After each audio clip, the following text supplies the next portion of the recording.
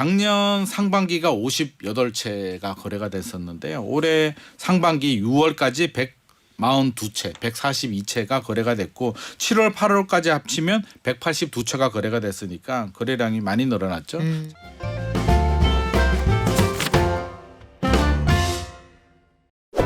서울에서 초고가 아파트 거래가 작년보다 크게 늘었다고 합니다. 똘똘한 한 채 현상이 더 심화되고 있다고 하고 이제는 서울 전역에서 값이 오르지 않은 아파트 찾기 어렵다 이런 말까지 나오는데요. 한 주 동안 부동산 시장 어떻게 움직였을까요? 부동산 경제연구소 김인만 소장과 함께합니다. 안녕하세요. 안녕하세요. 소장님, 우리 주간 동향 통계를 한번 볼게요. 네. 이번 주도 서울 집값 상승률이 큽니까? 상승은 상승인데요. 네. 속도가 좀 내려왔습니다. 2주 전만 하더라도 서울 아파트 주간 매매 가격 동향이 0.3%였는데요. 지난주가 0.28%, 이번 주가 0.26% 조금씩 내려오고는 있습니다. 그래서 저는 긍정적이다. 이게 계속 올라가는 것보다 과속하는 것보다는 그렇죠. 지금 엑셀레이터에서 발을 힘을 살짝 빼는 것 같은 생각이 좀 드는데 일단 추이는 좀 더 지켜봐야 되겠으나 일단 저는 긍정적인 신호로 좀 보고 싶고요. 하지만 전국적으로 본다면 뭐 그렇게 하락은 아닙니다. 전국은 0.07%, 지난주와 동일하고요. 수도권 또 0.16%, 지방은 마이너스 0.02%, 전주와 동일하기 때문에 전국 서울이 모두 다 이제 숨고르기 좀 들어가는 거 아닌가. 여름 휴가철도 있겠으나 네. 모든 게 좀 맞물린 것 같습니다. 최근에 지하철을 타더라도 좀 한산하죠. 한산한 네. 것 같거든요. 그래서 휴가철도 맞물렸고 최근 갑자기 많이 급등을 했기 때문에 약간 숨고르기 좀 들어가고 있는 상황입니다. 그래요. 단기간에 값이 많이 올라서 요거 따라가는 매수자들이 좀 숨가쁘다 이런 느낌도 그럼요. 있고. 네네. 그리고 날씨가 이 정도로 더우면 집이고 부동산이고 뭐고 이 돌아다닐 수가 없지 않아요?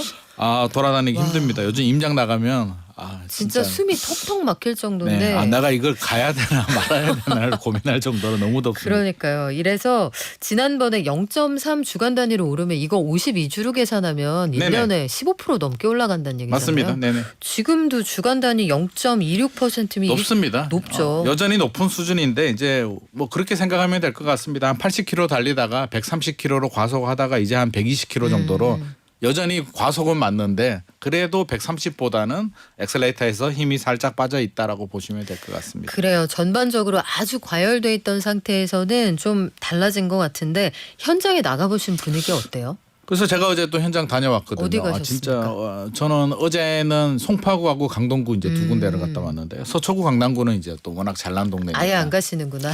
가끔 가긴 하는데 네. 저는 이게 궁금했습니다. 강동구가 최근에 이제 전고점을 뚫었다라고 해서 이제 좀 궁금한 부분이 있어서 네. 가봤는데요. 그라시움 아파트를 갔습니다. 그라시움이 7월에 2021년 최고 가격이 전용 84가 20억 원이었거든요. 20억 원인데 7월에 20억 1천만 원. 전고점을 뚫었기 때문에 이거는 반드시 가봐야겠다라고 네. 해서 어제 날씨가 무지 더웠는데 도대체 현장에서 무슨 일이 일어나고 있는지 가서 확인하니까요. 거래가 된 거는 사실인데 공교롭게도 우리 주간 통계하고 비슷하더라고요.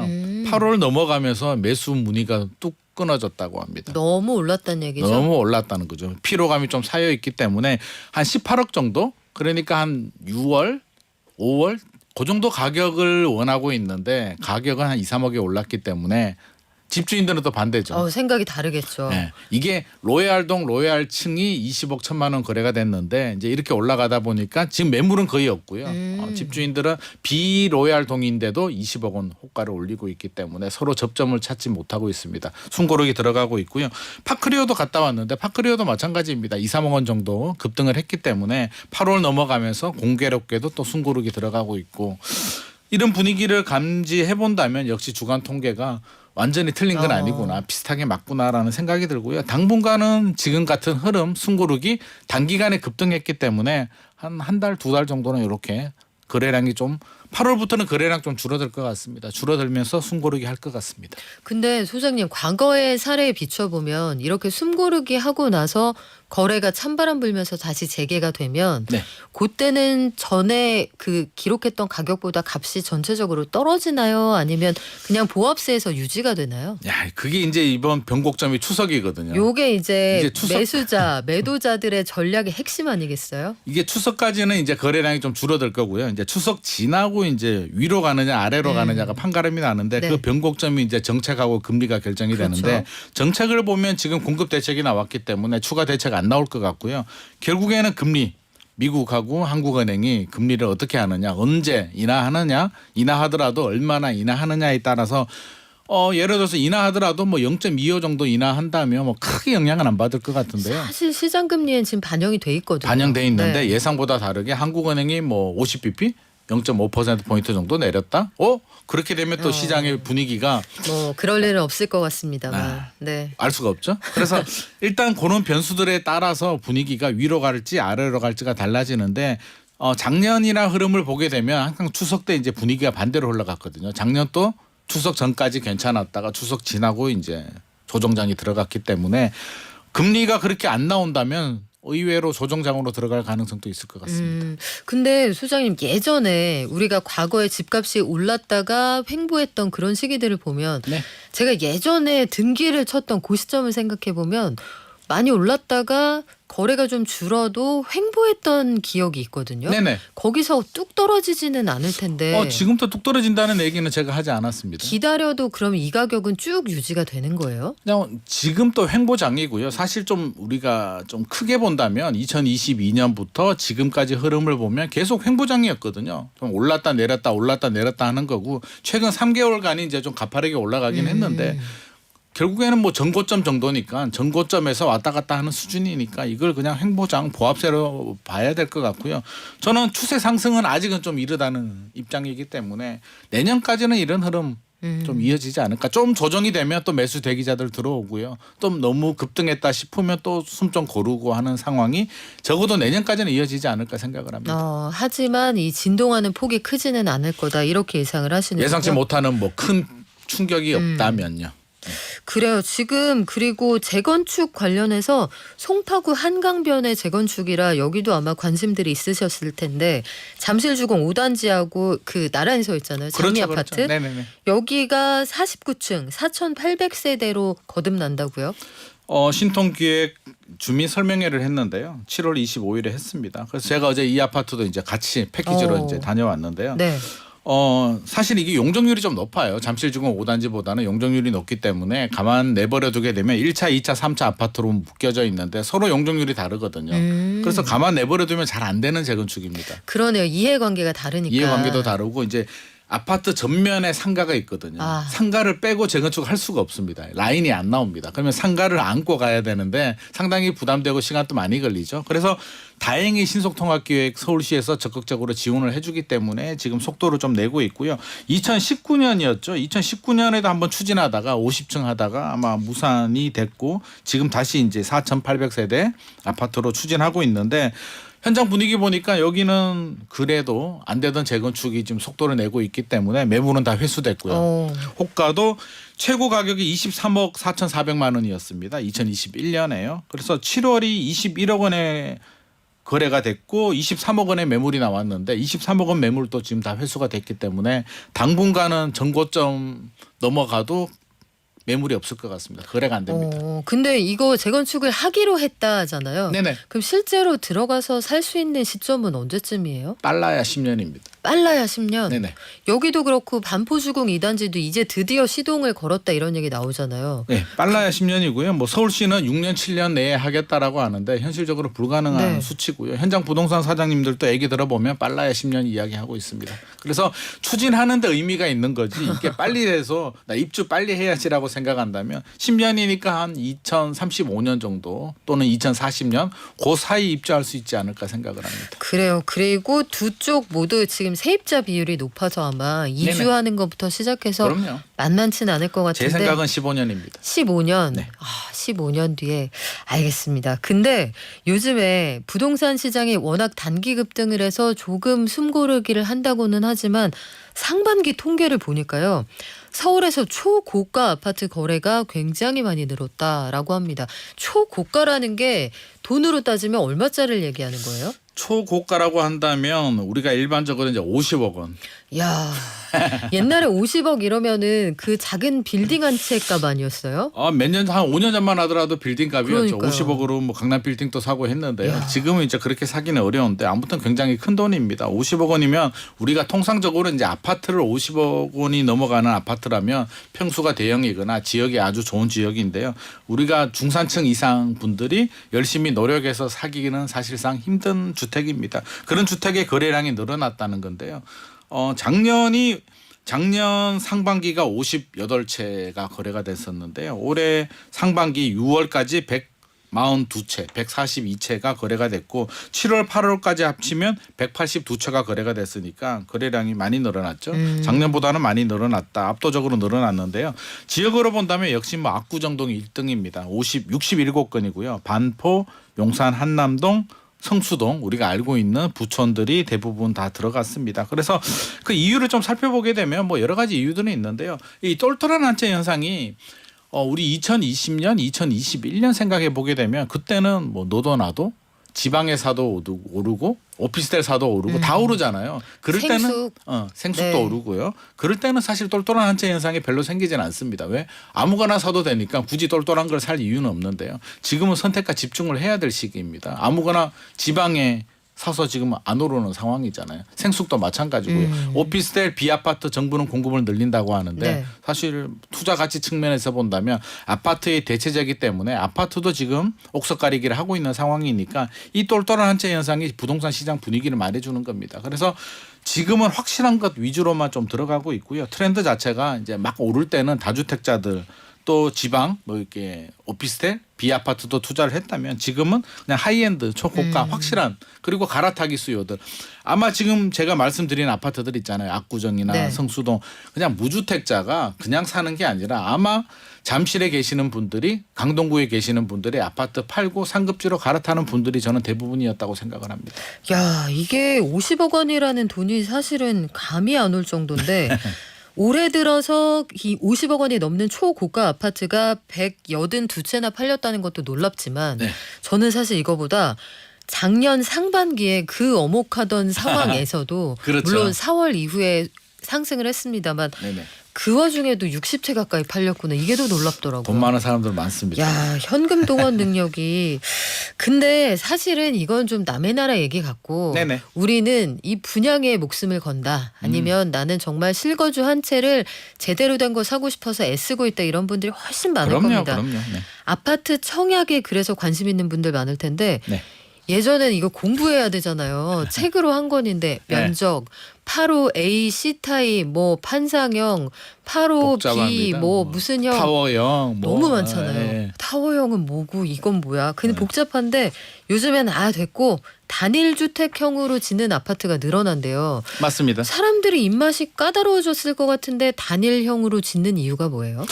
여러 가지 장점이 있는데요. 사실 건설사들은 단일로 짓고 싶어 합니다. 단일로 짓게 되면 가장 장점이요. 설계비하고 공사비가 대폭 절감이 됩니다. 10% 정도 더 내릴 수 있다라는 연구 결과가 나왔기 때문에 최근에 건축비 많이 올랐잖아요. 그러면 단일 면적 가장 인기 있는 면적 전용 59나 전용 84로 짓게 되면 가장 좋습니다. 그러면 미분양도 줄어들거든요. 안 나가는 면적 59제곱미터보다 작으면 사실 소형은 잘 안 나가요. 그래서 너무 대형 또 미분양이 생기는데 건설사들은 이렇게 하고 싶은데 고객의 요구사항이 다양하게 되면 반영을 해줘야 되는데 최근에는 이제 공사비가 많이 올라가다 보니까 됐고 잘 팔리는 거 위주로 가자라는 거고요. 그건 건설사 입장인데 소비자들이 그 마음을 받아줍니까? 소비자들도 이제 가장 인기 있는 59나 84 위주로 나오기 때문에 뭐 크게 불만은 없는 것 같습니다. 왜 분양가가 좀 저렴하게 나오니까요. 그래서 이게 있는데 일반 분양은 이게 가능합니다. 공공택지나 이제 민간 택지에 짓는 거는 가능한데 재건축, 재개발, 정비 사업에서는 현실적으로 좀 어렵습니다. 왜냐하면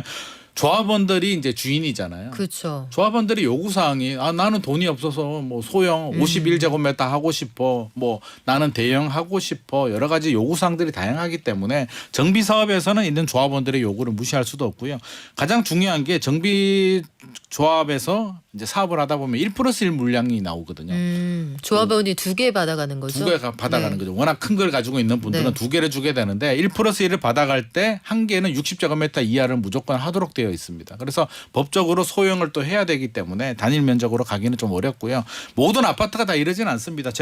저는 이제 매주 아파트 이렇게 분석을 하는데 최근에 다음 주에 아마 나올 것 같습니다. 인천 송도에 나오는 아파트 보니까 722세대인데 타입이 23개나 돼가지고 네? A, B, C, D, E, F 나와가지고 분석하기도 힘든데 저는 야. 개인적으로 단일 면적으로 가는 게 참 심플하고 좋은 것 같습니다. 야, 722세대밖에 안 되는데 네. 면적 타입이 23개요? 네, 너무 많습니다. 그래서 이거 일일이 찾아보고 분석하기도 좀 어려운 정도인데 좀 심플하게 만들어주면 좋을 것 같습니다. 그래요. 이게 공사비가 워낙 빠르게 올라가고 있어서 이런 것들을 반영한 추세가 아닌가 싶은데. 하고 이제 또 토지 모양하고도 좀 관계가 있습니다. 그쵸. 토지 모양이 좀 길쭉하게 나오면 이렇게 뭐 좋은 59, 84 판상형으로 나오기는 어렵기 때문에 또 여러 가지 현장 상황을 또 맞춰서 또 이렇게 할 수밖에 없는 상황도 있습니다. 그래요. 땅이 다 예쁘게 네모반 듯한 그럼요. 게 아니니까. 네네. 또 경사진 곳도 있고.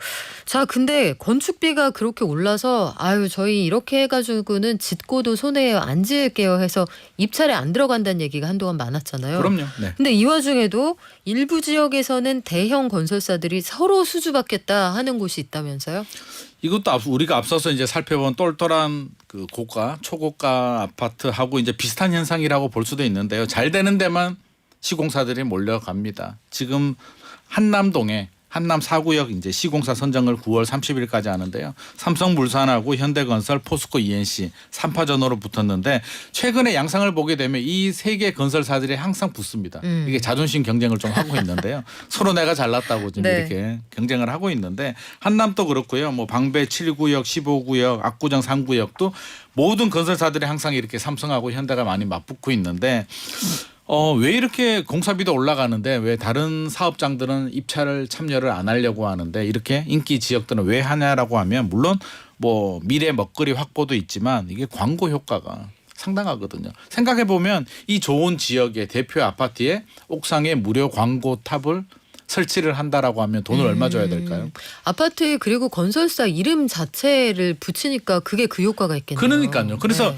만약에 광고판을 설치하게 되면 1년에 수십억씩 이렇게 줘야 되는데 이걸 시공하게 되면 10년, 20년 동안 광고판을 그냥 붙이는 효과이기 때문에 우리가 최고 건설사야. 압구정 3구역에 우리가 최고야라는 그 선점력과 광고 효과 때문에 아마 삼성물산, 현대건설, 포스코 이렇게 욕심이 있는 우리가 1위가 돼야지라는 건설사들이 열심히 하고 있는데요. 저는 강남역 상권하고 비슷하다고 생각합니다. 강남역 상권이 사실 돈이 되지 않거든요. 워낙 임대료가 높기 때문에 그래요? 거기 들어가는 분들은 다 적자입니다. 거기 사업하시는 분들은. 네. 그럼에도 불구하고 왜 강남역 사거리에 그렇게 비싼 임대료를 내고 하느냐. 광고 효과죠. 간판 붙일 수 있으니까. 광고비 내느니 임대료 내고 그냥 장사하는 거기 때문에 이것도 저는 같은 효과로 볼 수 있을 것 같습니다. 강남역 사거리에 우리 가게만 없어. 이렇게 되면 안 된다는 얘기군요. 그렇죠. 그래서 간판 하나 그냥 돈 주고 광고도 하는데 굳이 뭐 임대료를 광고비라고 생각하게 되면 아깝지 않을 수도 있으니까요.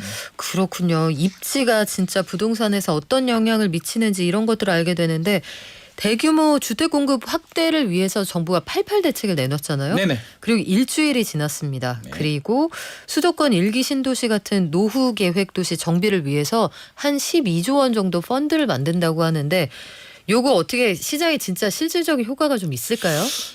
이게 잘 진행이 되면 뭘 효과가 있죠. 뭐 정부가 지원을 해주게 되면 특히 재건축 재개발 같은 경우는 이게 지원이 필수거든요. 이렇게 지원해주게 되면 한 5년, 10년 후에 또 이렇게 성과를 내기 때문에 반드시 필요한 거는 맞는데요. 12조 원 정도 미래도시 펀드를 이제 조성을 하겠다라고 하는데 2027년까지 1조 6천억 조성하고요. 순차적으로 하겠다라고 하는데 제 생각은 1조 6천억에서 끝날 것 같습니다. 왜냐하면 임기가 2027년까지이기 때문에 다음 정부에서 이거를 받아서 12조 네. 원을 계속 할 가능성은 많지 않을 것 같고요. 선도지구도 이제 올 11월에 합니다. 2만 6천 가구에 최대 3만 9천까지 나오는데요.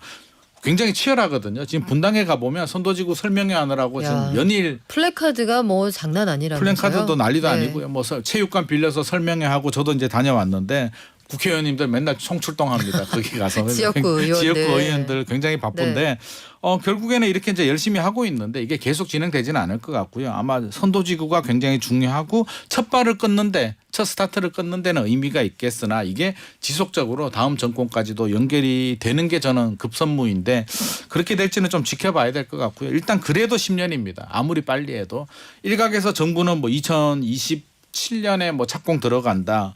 2029년에 착공 4만 6천 가구 들어간다라는 목표 계획을 지금 발표하고 있는데 이거는 현실적으로 좀 어렵지 않나. 올해가 2024년인데요. 네네. 그러니까 현실적으로 이제 네. 불가능한 수치인데 스케줄을 상당히 바투게 잡았는데 그 그냥 안에 목표니까요. 네, 2주가 끝날지 모르겠습니다. 나 열심히 해서 서울대 수석할 거야 뭐 이렇게 이제 목표를 제시하는 거하고 같은 의미 같습니다. 자, 그리고 게시판에 이런 질문도 주시네요. 충분히 궁금할 수 있죠. 6290님이 제가 매일 열심히 듣는 청취자인데요. 전용 84, 전용 59 이런 말들을 하시잖아요. 이게 무슨 뜻입니까? 이게 전용 면적이라는 게요. 이제 우리가 아파트가 면적을 보면 거실, 주방, 안방이 있잖아요. 우리가 사용하는 공간을 전용 면적이라고 합니다. 그리고 이제 현관문을 열게 되면 엘리베이터도 있고 복도도 있잖아요. 그거까지 포함한 걸 이제 그거는 공용 면적이라고 해서 다 합친 면적이 이제 공급 면적이 되는데 우리가 과거에는 34평 아파트 뭐 이렇게 얘기를 했잖아요. 그렇죠. 34평 아파트가 공급 면적이 되는 거고요. 근데 지금은 이제 법적으로 평을 사용할 수가 없기 때문에 전용 면적으로 합니다. 그래서 84라고 하는 건 84제곱미터고요. 평으로 따지면 25.7평이고 공급 면적으로 하면 34평이 됩니다. 그래서 용어가 좀 헷갈리긴 하는데요. 공식 헷갈려요. 용어가 네. 전용 면적을 제곱미터로 사용하도록 하고 있기 때문에 전용 84가 옛날에 34평이다. 전용 59가 옛날에 25평이다. 이렇게 생각하시면 될 것 같습니다. 그런데 이제 전용이라는 말이 붙어 있는 게 실질적으로 내가 쓸 수 있는 거. 예, 내가 사용하는 거. 공급 면적은 이것저것 공용으로 쓰는 거 다 포함한 그렇죠. 거. 엘리베이터는 옆집하고 같이 사용해야 그렇죠. 되니까 이게 내 거라고 나 혼자만 계속 타고 있으면 안 되겠죠. 그렇죠. 네네. 그래서 공급 면적하고 전용 면적이 다르다는 거 알아주시면 좋을 텐데 자, 그린벨트 지난주에 정부가 그린벨트 전면 해제하겠다. 네네. 이 얘기를 해서 시장에서 들썩들썩했단 말이죠. 네.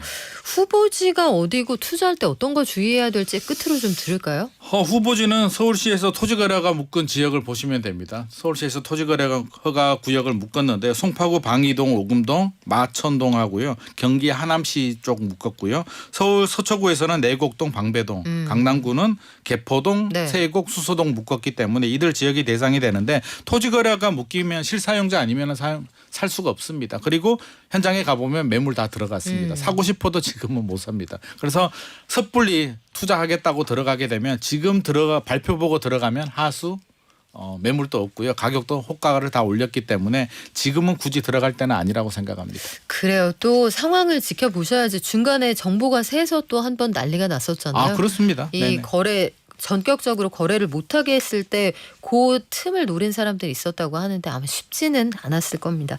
오늘 말씀은 여기까지 들을까요? 지금까지 부동산경제연구소 김인만 소장과 함께했습니다. 고맙습니다. 감사합니다.